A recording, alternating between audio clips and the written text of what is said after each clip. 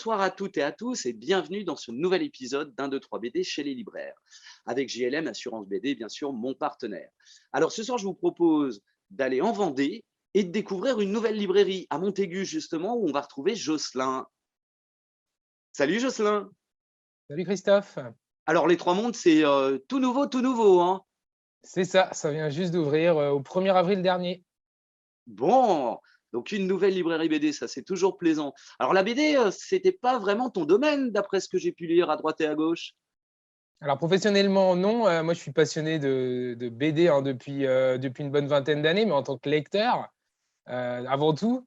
Donc j'ai écumé pas mal les festivals BD notamment. Et puis je me suis posé la question, il y a un peu plus de 2 ans maintenant, Covid aidant, à entamer une reconversion professionnelle. Donc j'étais ingénieur dans l'agriculture auparavant.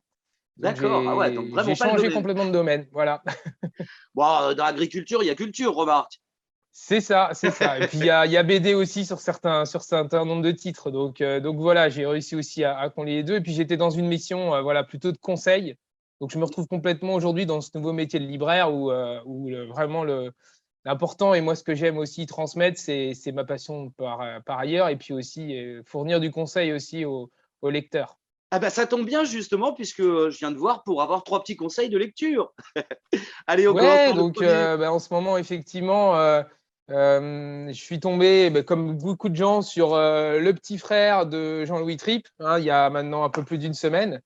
Donc une BD en fait où vous allez suivre voilà, l'histoire de Jean-Louis Tripp, à qui est arrivé un événement terrible quand il avait 18 ans. Son petit frère de 11 ans est décédé d'un accident de voiture. C'est une BD dont on avait, moi déjà j'en avais entendu beaucoup parler en tant que fan de BD il y a quelques mois de ça. Et elle avait été aussi beaucoup préparée, notamment par Casterman qui édite cette BD-là. Et là, j'ai vraiment pris un coup de poing dans la figure quand j'ai lu cette BD. Vraiment un récit extrêmement poignant. On connaît très bien le dessin de Jean-Louis Tripp, qui a voilà, un dessin très, très expressif qu'on retrouve dans pas mal de ses œuvres. Là, j'ai vraiment été vraiment frappé par les expressions, notamment de ses parents, de lui-même, de son entourage lors de ces événements. C'est vraiment une BD que je conseille de lire, même si le sujet est difficile. Difficile, Un ouais. vrai coup de cœur des dernières semaines, quoi. Ouais, ouais, non mais je vois l'accueil et les réactions du public et tout le monde est enthousiaste par rapport à cet album, qui est quand même un très très bel album. Très bien pour ce premier coup de cœur. Exactement. Allez, deuxième. Le deuxième coup de cœur, c'est Le Nettoyage à sec de Joris Mertens aux éditions Rue de Sèvres. Une BD effectivement aussi très, très intéressante, très, très, très bien dessinée. Vous allez retrouver un employé dans une blanchisserie, François, qui arrive voilà, progressivement, on va dire, à la fin de sa carrière professionnelle. Bon an, mal an, lui, son envie, c'est de gagner au loto et puis pouvoir s'offrir une nouvelle vie. Et vous allez le voir voilà, dans son métier, sous une pluie battante. L'ensemble de la BD se passe dans une ville très grouillante, mais sous une pluie battante. Donc on retrouve un dessin de Mertens qui ouvre vraiment une atmosphère, un dessin particulièrement riche et propice à cette histoire. Et en fait, le personnage principal, François, aura un choix à faire lors d'une livraison. Il va tomber sur une situation difficile et il va faire un choix qui va vraiment changer le cours de son existence. Donc vraiment, deuxième gros coup de cœur, Ouais, avec un dessin porté par Mertens qui ouvre vraiment une histoire et qui porte vraiment un personnage ouais, dans ouais, son c'est entièreté. somptueux. Et puis il y a des très belles doubles pages.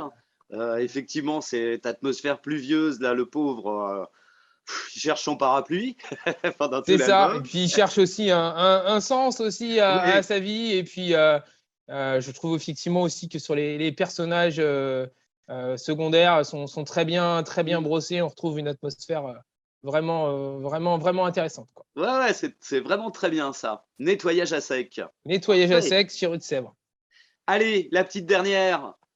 La petite dernière, on va aller du côté de la jeunesse. C'est L'Enfant des Lucioles de Arnaud Boutle aux éditions Glénat. Donc là, vous allez suivre deux petites lutines, hein, qui vont tout faire pour protéger leur écosystème, hein.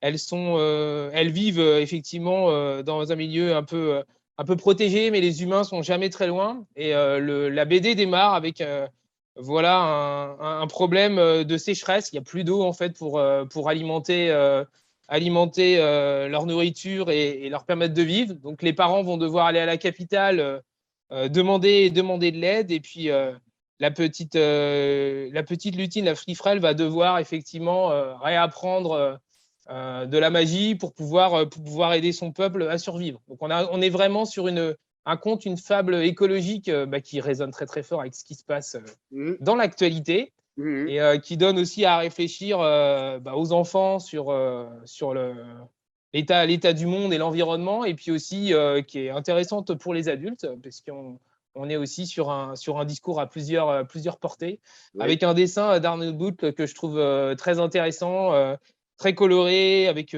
beaucoup de finesse et de subtilité dans le dessin, ce qui apporte une touche aussi plus puissante à son récit. Voilà, une bonne découverte d'une nouvelle série jeunesse qui démarre. Voilà. Très bien.